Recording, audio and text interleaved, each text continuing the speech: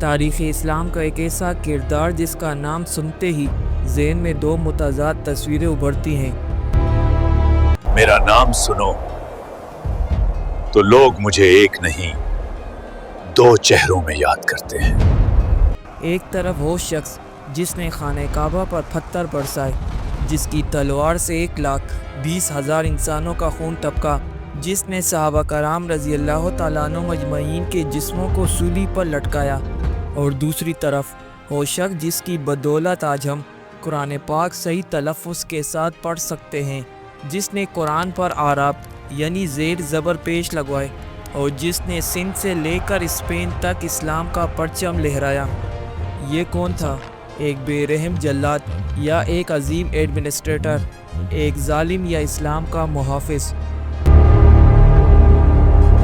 آج کی ویڈیو میں ہم 1300 سال پیچھے جائیں گے اور ملیں گے اس شخص سے جسے دنیا حجاج بن یوسف ثقفی کے نام سے جانتی ہے۔ میرا نام حجاج ہے اور میرا خوف میری پہچان۔ وہ شخص جس کے بارے میں حضرت عمر بن عبدالعزیز رحمۃ اللہ علیہ نے فرمایا تھا، اگر تمام امتیں اپنے اپنے ظالم لائیں اور ہم صرف حجاج کو پیش کر دیں تو ہم جیت جائیں گے۔ یہ جملہ تاریخ کا سب سے سخت فیصلہ تھا۔ آخر اس شخص کے اندر ایسا کیا تھا کہ یہ بیک وقت روتا بھی تھا اور اگلے ہی لمحے گردنیں بھی اڑاتا تھا؟ چلیے جانتے ہیں اس ویڈیو میں۔ یہ کہانی ہے انسان اور اختیار کے تصادم کی۔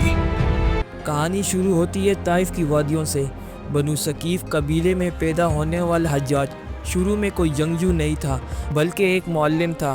وہ بچوں کو قرآن پڑھاتا تھا، لیکن اس کی طبیعت کی سختی وہاں بھی مشہور تھی۔ وہ بچوں کو سبق یاد نہ کرنے پر سخت سزائیں دیتا۔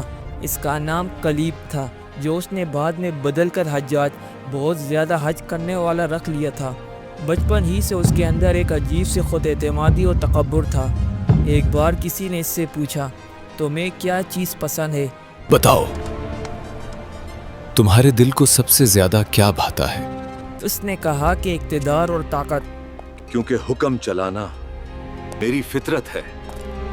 غربت سے تنگ آ کر اس نے طائف چھوڑا اور دمشق کا رخ کیا۔ یہ وہ دور تھا جب اموی خلافت کو چاروں طرف سے خطرات لاحق تھے۔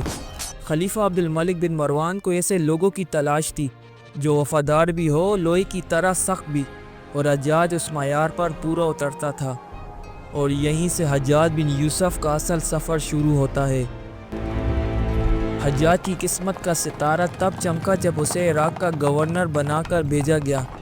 اب میرا وقت آ گیا ہے اور عراق میری آزمائش ہے۔ عراق کے لوگ بغاوت کے عادی ہو چکے تھے۔ حجاج جب کوفہ کی مسجد میں داخل ہوا تو اس نے چہرے پر نقاب ڈال رکھا تھا۔ ممبر پر چڑھ کر وہ کافی دیر خاموش رہا۔ لوگ اسے کنکریوں سے مارنے ہی والے تھے کہ اس نے نقاب ہٹایا۔ اب سنو اور یاد رکھو۔ اور عربی تاریخ کا سب سے خوفناک اور فصیح خطبہ دیا۔ اے اہل عراق، میں دیکھ رہا ہوں کہ سر پک چکے ہیں اور فصل کاٹنے کا وقت آ گیا ہے۔ خاموش، اور میں ہی ان سروں کو کاٹنے والا ہوں۔ میں تمہاری گردنوں سے خون ٹپکتا دیکھ رہا ہوں۔ اسے خطبے نے پورے عراق پر لرزہ طاری کر دیا۔ یہ الفاظ نہیں تھے، یہ خوف کا اعلان تھا۔ اس نے صرف دھمکی نہیں دی بلکہ کر دکھایا۔ میں بول کر نہیں، عمل کر کے بات سمجھاتا ہوں۔ اس نے نافرمانوں کے لیے کوئی جیل نہیں بنائی تھی، اس کی جیل صرف قبرستان تھی۔ اس نے فوج کو حکم دیا کہ جو پیچھے ہٹے اسے قتل کر دو۔ اس کی دہشت کا یہ عالم تھا کہ جو لوگ برسوں سے نماز نہیں پڑھتے تھے وہ مسجدوں میں پہلی صف میں نظر آنے لگے۔ جب ڈر قائم ہو جائے تو حکومت آسان ہو جاتی ہے۔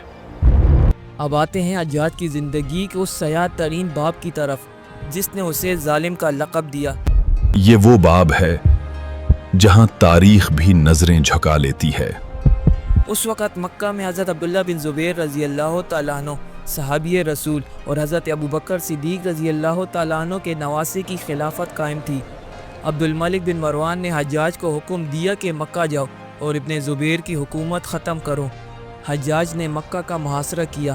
تاریخ کام اٹھتی ہے یہ لکھتے ہوئے کہ حجاج نے ابو قبیس پہاڑ پر منجنیقیں نصب کی اور خانہ کعبہ پر پتھر برسائے۔ غلاف کعبہ جل گیا، حرم شریف میں نماز بند ہو گئی۔ یہی وہ لمحہ تھا جہاں حجاج طاقتور سے ظالم بن گیا۔ محاصرہ اتنا سخت تھا کہ مکہ میں قحط پڑ گیا۔ حضرت عبداللہ بن زبیر رضی اللہ تعالیٰ عنہ کے ساتھیوں نے ساتھ چھوڑ دیا۔ وہ اپنی والدہ حضرت بی بی اسماء رضی اللہ تعالیٰ عنہ کے پاس گئے اور پوچھا، اماں لوگ ساتھ چھوڑ گئے، میں کیا کروں؟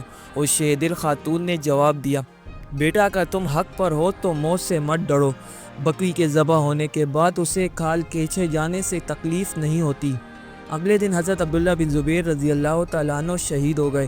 حجاج کا ظلم یہاں ختم نہیں ہوا، اس نے ان کا جسد خاکی کئی دنوں تک سولی پر لٹکائے رکھا تاکہ لوگوں میں خوف بیٹھے۔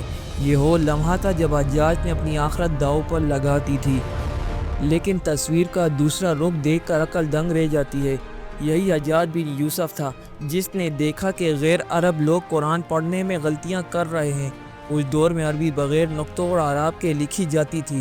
اس نے حکم دیا قرآن پر نقطے اور اعراب لگائے جائیں تاکہ قیامت تک کوئی اجمی قرآن غلط نہ پڑھ سکے۔ آج جو قرآن ہم پڑھتے ہیں اس کی موجودہ رسم الخط میں حجاج کا بڑا ہاتھ ہے۔ یہ وہی حجاج تھا جس نے اپنے بھتیجے محمد بن قاسم کو 17 سال کی عمر میں سندھ بھیجا، جس کی وجہ سے آج بر صغیر میں اسلام ہے۔ اس نے قتیبہ بن مسلم کو وسطی ایشیا بھیجا۔ اس نے عربی زبان کو سرکاری زبان بنایا۔ اس نے کرنسی کا نیا نظام متعارف کروایا اور انصاف کا ایسا نظام لایا کہ کہا جاتا ہے کہ بھیڑیا اور بکری ایک گھاٹ پانی پیتے تھے، مگر یہ انصاف صرف اس کے لیے تھا جو اس کا وفادار تھا، مخالف کے لیے وہ قہر خداوندی تھا۔ ہر فرعون کے لیے ایک موسیٰ ہوتا ہے۔ حجاج کے زوال کا سبب ایک عظیم تابعی حضرت سعید بن جبیر رحمۃ اللہ علیہ کا قتل بنا۔ جب حجاج نے انہیں قتل کے لیے بلایا تو ایک مکالمہ ہوا جو تاریخ میں محفوظ ہے۔ حجاج تیرا نام کیا ہے؟ سعید بن جبیر۔ سعید خوشبخت بن جبیر۔ حجاج نہیں تو شکی یعنی بدبخت بن قصیر ہے۔ سعید میری ماں نے میرا نام مجھ سے بہتر رکھا تھا۔ جب جلاد تلوار لے کر آیا تو حضرت سعید بن جبیر نے مسکرا کر آسمان کی طرف دیکھا اور ایک بددعا دی، اے اللہ میرے بعد حجاج کو کسی پر مسلط نہ کرنا۔ بس یہ بددعا عرش پر قبول ہوئی۔ یوں ایک بددعا نے وہ کام کیا جو کوئی فوج نہ کر سکی۔ ان کی شہادت کے چند دن بعد ہی حجاج ایک عجیب بیماری میں مبتلا ہوا۔ اسے لگتا تھا کہ ہزاروں کیڑے اس کے جسم کو کاٹ رہے ہیں۔ وہ سو نہیں سکتا تھا۔ جب آنکھ لگتی تو خواب میں سعید بن جبیر آ کر اس کا دامن پکڑتے اور کہتے، اے دشمن خدا، تو نے مجھے کیوں قتل کیا؟ اور چیخ کر اٹھتا اور کہتا، میرا سعید سے کیا لینا دینا تھا؟ 54 سال کی عمر میں عراق کا یہ طاقتور شیر بستر پر پڑا بلک رہا تھا۔ اس کے پیٹ میں ایسی آگ تھی جو بجھ نہیں رہی تھی۔ مرتے وقت اس نے اپنی ماں کو بلایا اور کہا، ماں مجھے سردی لگ رہی ہے۔ حالانکہ اس وقت شدید گرمی تھی، لیکن حیرت کی بات دیکھیے، آخری وقت میں بھی وہ اللہ کی رحمت سے مایوس نہیں تھا۔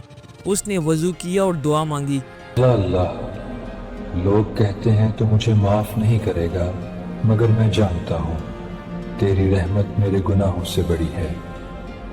اور یوں 95 ہجری میں حجاج بن یوسف دنیا سے چلا گیا۔ اس کی قبر کو زمین کے برابر کر دیا گیا اور اس پر پانی بہا دیا گیا تاکہ کوئی اسے کھود کر لاش کی بے حرمتی نہ کرے۔ دوستو، حجاج بن یوسف کی کہانی ہمیں یہ سبق سکھاتی ہے کہ انسان چاہے جتنے مرضی نیک اعمال کر لے، قرآن کی خدمت کر لے یا علاقے فتح کر لے، اگر اس کے ہاتھ مظلوموں کے خون سے رنگے ہوں تو اللہ کی پکڑ بہت سخت ہے۔ مورخین کہتے ہیں کہ اس کی نیکیاں پانی میں ڈوب گئی اور اس کا ظلم پہاڑوں پر لکھا گیا۔